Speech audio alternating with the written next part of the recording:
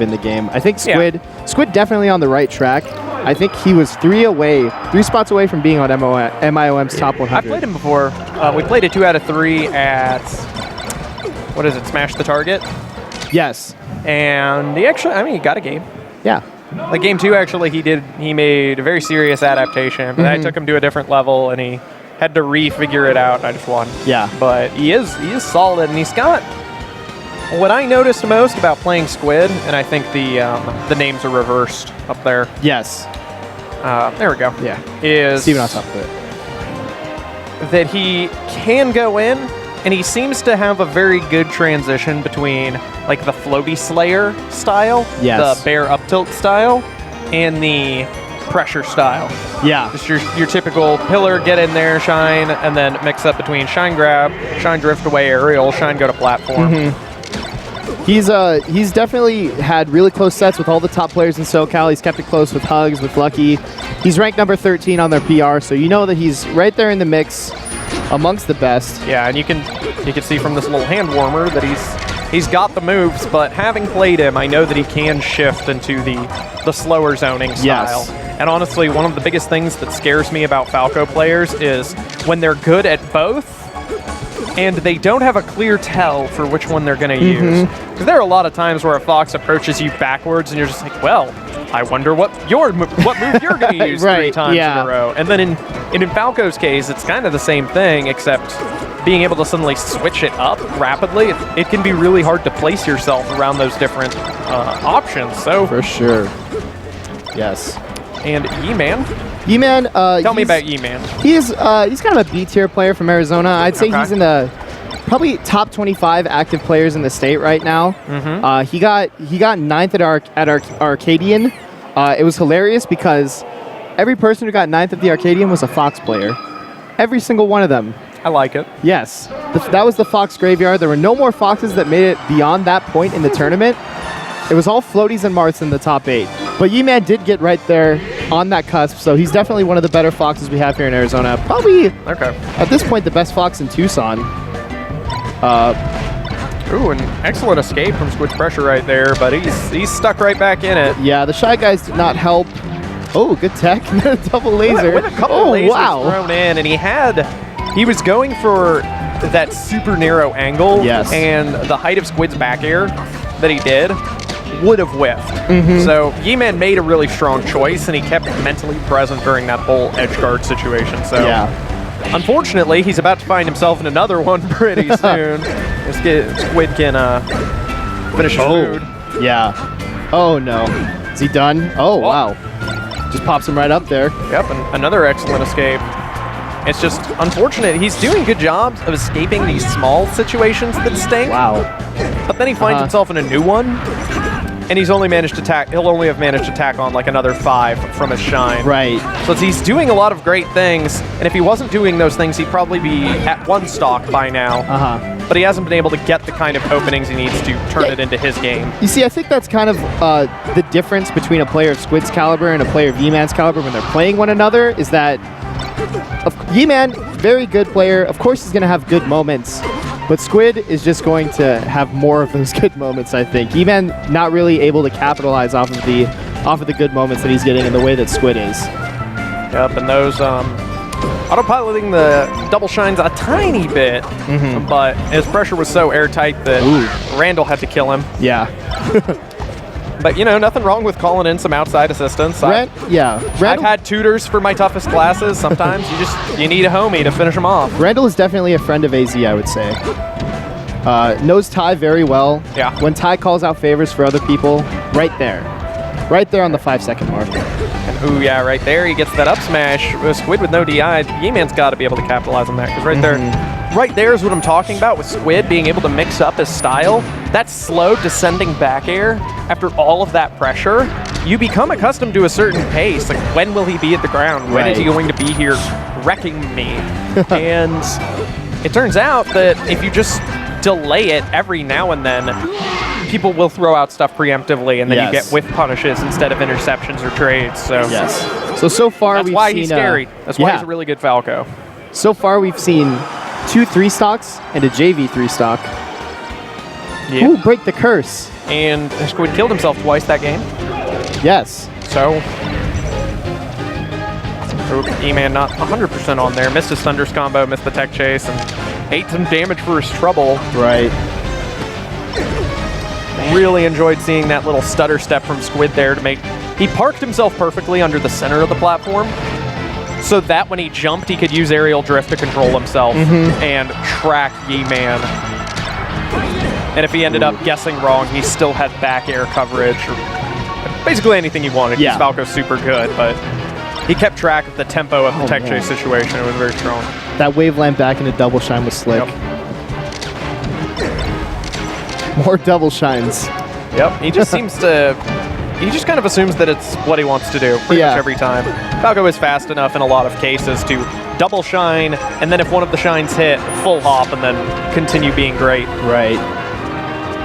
They're right there looking for that pin in the corner with the down air. He knew it wasn't going to kill, but the goal was just park Yeeman at the edge and then try and track him with an F smasher back there or something.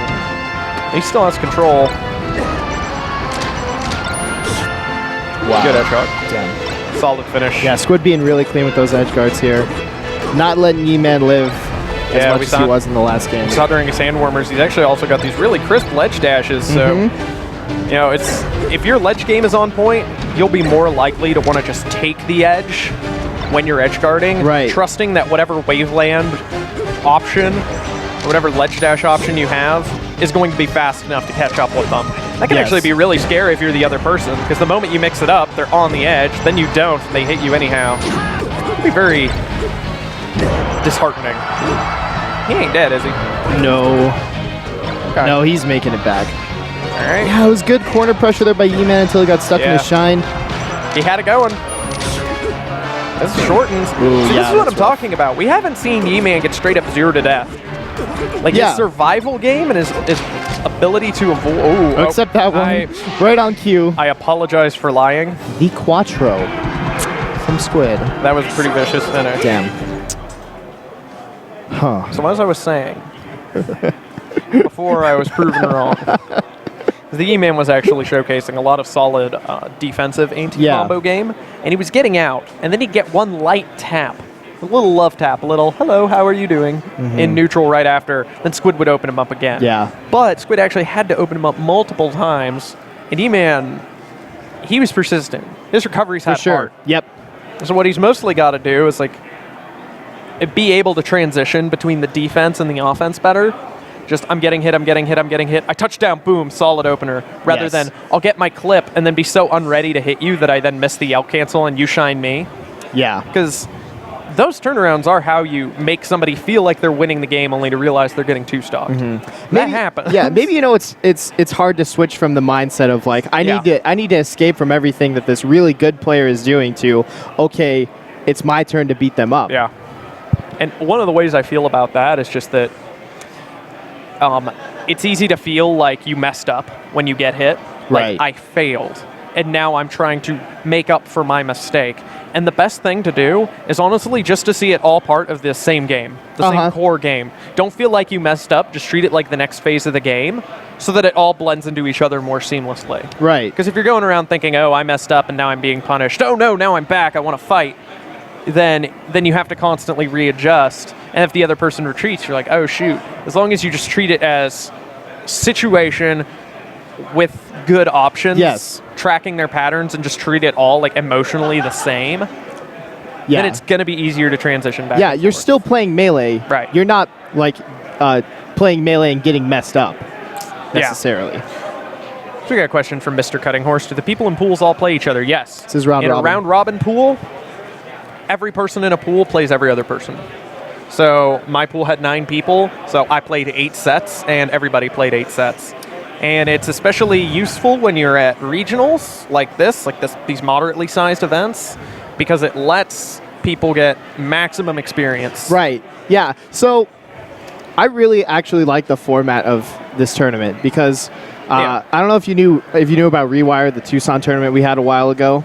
Great tournament, but for the second day, we only had top 8. So there were only, so many sets to take in on that day. Yeah.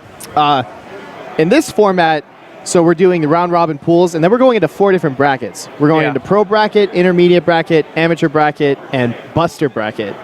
And so 2 seeds from each pool make it into each of those respectively. Are we starting pro bracket today? No, Okay. it starts I didn't think tomorrow. So tomorrow we have an entire top 32 bracket for you. Okay. And then we also have the top 4 of the other 3 brackets. Okay. So that's cool. we have 12 plus 32. So basically, your placing in the round robin decides which bracket you go into. Yes. That's actually pretty cool. Yeah. Because when it comes to events like these, one of the most important things you get from them is experience, and it's experience under pressure and experience against people you've never played before. Those are huge. I always despair a bit if I see someone lose and then instantly leave, or I see someone say, well, I've been playing for a year and a half, but I'm going to enter my first tournament when I'm ready. Pro tip, you're never ready. Go enter, you gotta go. lose, and learn from it. Right, yeah, of course. Play people you don't know. Play people in tourney. Do little money matches. Put something on the line in your matches to jumpstart your nerves and get used to playing under that pressure. Okay, yeah. The first big tournament I went to was Smash the Target. And to this day, Smash the Target is my favorite tournament that I've been to. I've been to EVO, I've been to Genesis. Smash the Target is still my favorite because it was a tournament just like this. And there were, pretty high-level players from other states coming out. It wasn't a super stacked major, so you don't really get lost in the shuffle of that. Yeah. But, you get a lot of really good experience against pretty solid players, So I really enjoyed that kind of tournament. This one is pretty similar. Folkness? Yes. What he's saying is true. Round robin can be draining. Right. Because you just have to play so much melee. And the closer your matches are, the harder it can be. Yeah, for sure. Because it's just that adrenaline, that rise and fall, and especially if you have like an event this size, so you go a couple waves of pools, is you have the rise, and then you're not going to be playing for a while, so you have the fall. Right. But then you got to rev yourself up again, and sometimes that's the hardest part. It's like running. If you go running, it's easier to just keep going rather than to stop and then start again. Because once you stop, you're done. Yeah. That's kind of how I feel about tourneys like these. Yeah. That's so good. We have an entire day to wait before we play again. Yeah. That's nice. That's nice, well, actually, yeah. for me. I like sleeping. Yeah, I would like to get a pretty good night's sleep before I go into top 32 tomorrow. But Yeah, I think what I dislike the most is just pool. Wait. Bracket. Yeah. But I'm there for 4 hours and I have nowhere you to have go. to stay in the venue. Where